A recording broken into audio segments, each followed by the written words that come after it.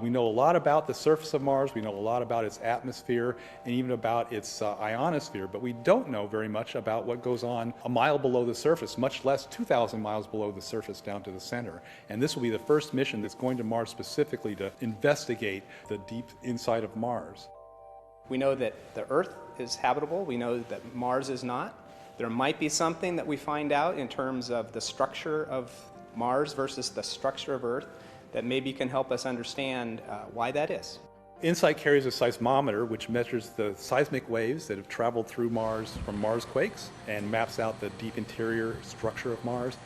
We're going to also have a heat flow and physical properties probe, which will penetrate into the Mars surface about 5 meters or 16 feet to take the temperature of Mars.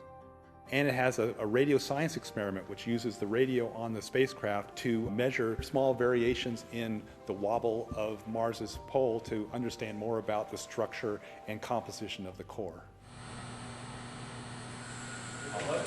InSight will be the first mission to pick instruments up off the deck of the lander and place them on the surface of Mars.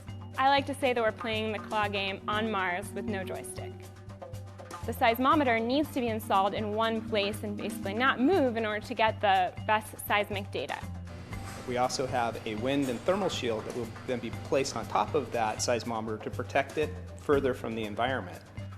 For the heat flow probe, HP cubed, it also needs to sit in one place, take a while to hammer itself down into the ground and acquire the thermal measurements over a long period of time.